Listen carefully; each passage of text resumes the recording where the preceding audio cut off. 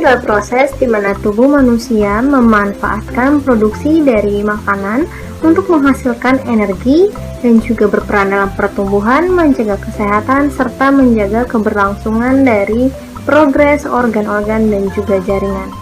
Ada 3 pilihan dalam pemberian nutrisi, yaitu langsung melalui diet oral, nutrisi enteral, dan juga nutrisi parenteral. Nah, nutrisi parenteral itu sendiri yang sedang kita bahas merupakan pemberian nutrisi yang langsung ke pembuluh darah tanpa melalui saluran pencernaan. Adapun tujuan pemberian nutrisi parenteral ini yaitu, yang pertama, untuk menyediakan nutrisi bagi tubuh melalui intravena karena tidak memungkinkannya saluran cerna untuk melakukan proses pencernaan makanan.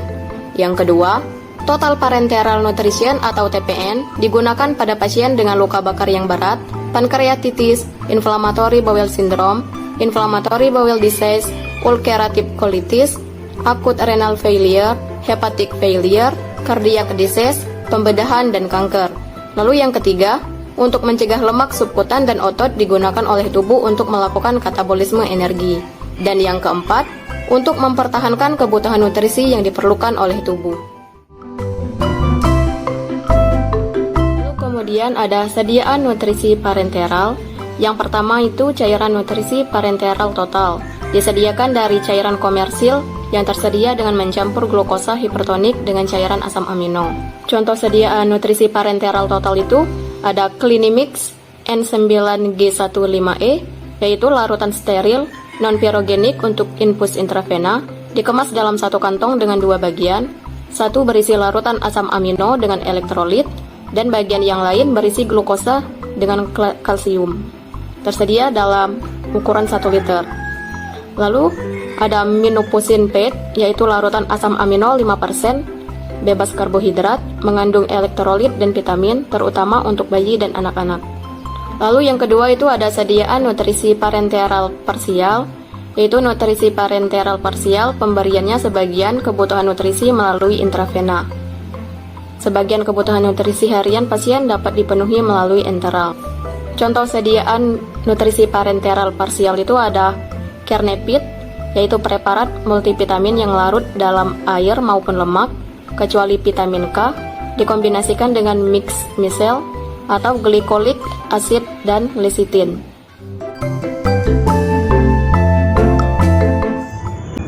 Indikasi pemberian nutrisi parenteral yakni sebagai berikut.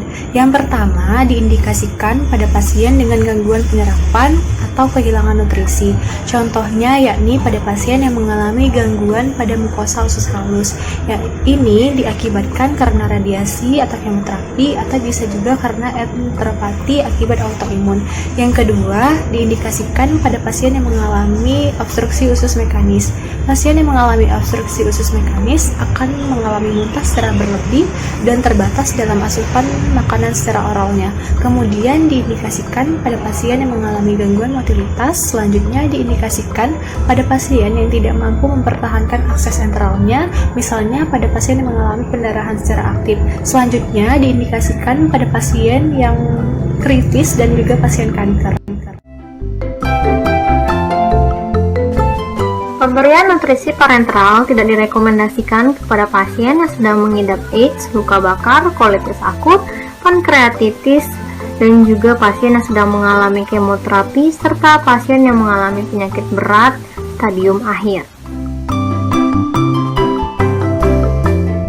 Hal-hal yang perlu dihindari dalam pemberian nutrisi parenteral yang pertama adalah menggunakan vena perifer untuk memberikan cairan pekat. 2. Memberikan protein tanpa kalori karbohidrat yang cukup. 3. Tidak melakukan perawatan aseptik.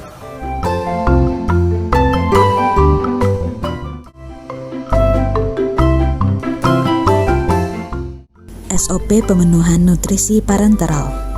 Tahap pra-interaksi. Mencuci tangan menggunakan air bersih dengan 6 langkah menurut WHO.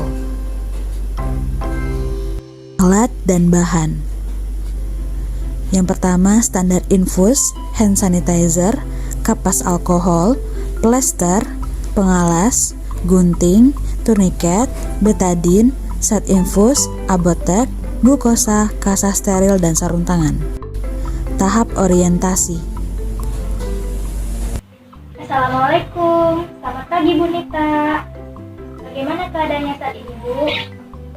Baik, saya periksa gelang identitasnya dulu ya. Benar dengan Ibu Anita, tanggal lahir 19 Januari 1985 ya Bu.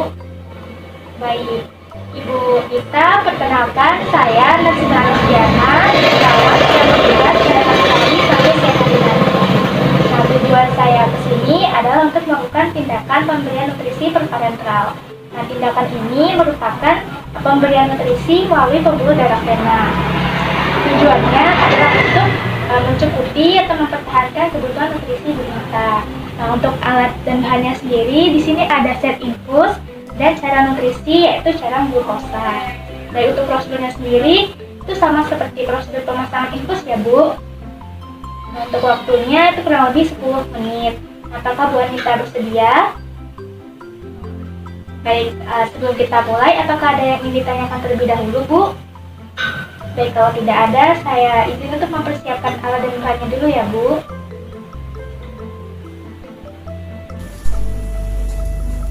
Mencuci tangan menggunakan air atau hand sanitizer dengan 6 langkah menurut WHO.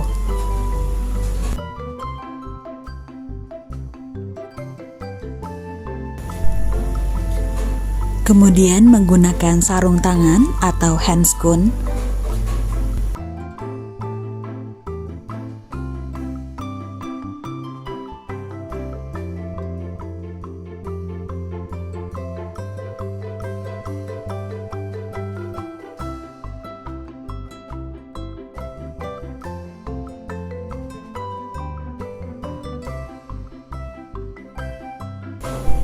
Menghubungkan cairan dan infus set dengan menusukkan ke bagian karat atau akses selang ke botol infus. Kemudian isi cairan ke dalam set infus dengan menekan ruang tetesan hingga terisi sebagian.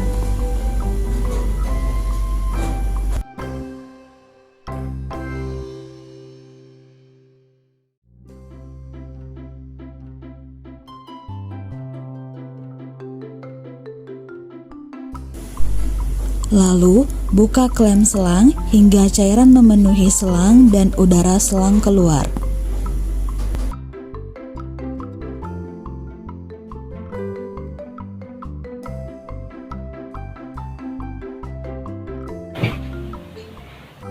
Tahap kerja. Baik Ibu, saya cek dulu ya Bu pembuluh darahnya. Letakkan pengalas di bawah tempat atau vena yang akan dilakukan penginfusan.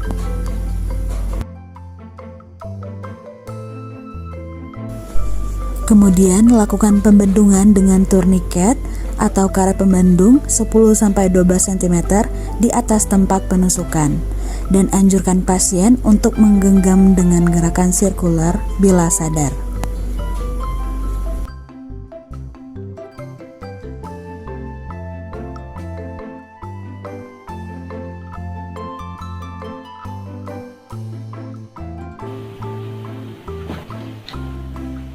Saya lakukan disinfeksi dulu ya Bu. Desinfeksi daerah yang akan ditusuk dengan kapas alkohol.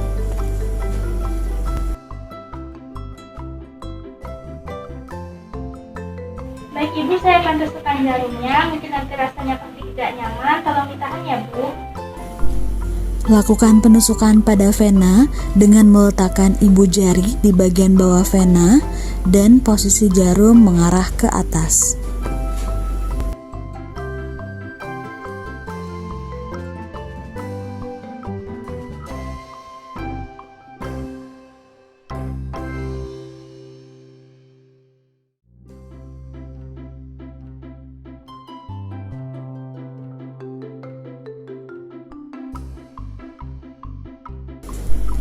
Setelah jarum infus bagian dalam dikeluarkan, tahan bagian atas vena dengan menekan menggunakan jari tangan agar darah tidak keluar. Kemudian, bagian infus dihubungkan atau disambungkan dengan selang infus.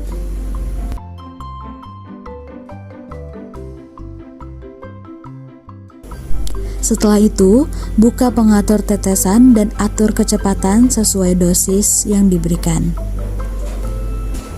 Lakukan fiksasi dengan kasa steril.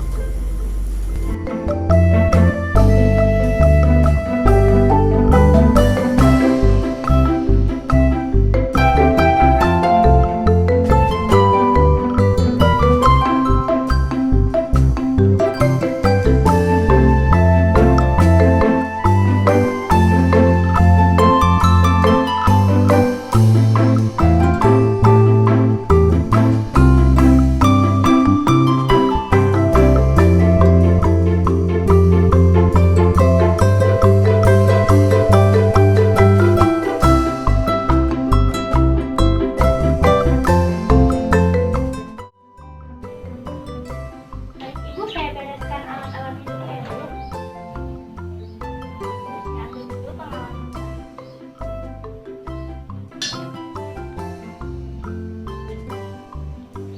Kemudian lepas sarung tangan dan buang pada tempat sampah medis.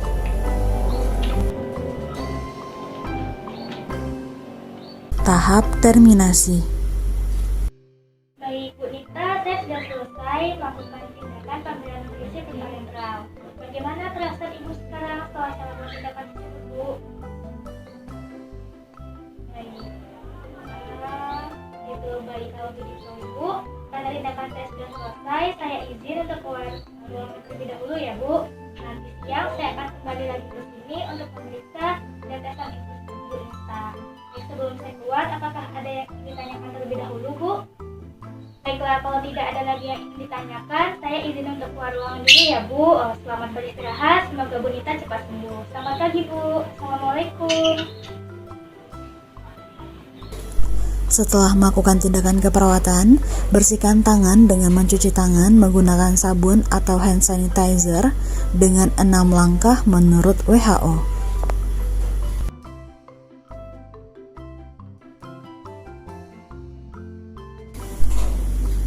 Setelah itu melakukan dokumentasi dengan mencatat jenis cairan, letak infus, kecepatan aliran, dan tipe jarum infus. Terima kasih.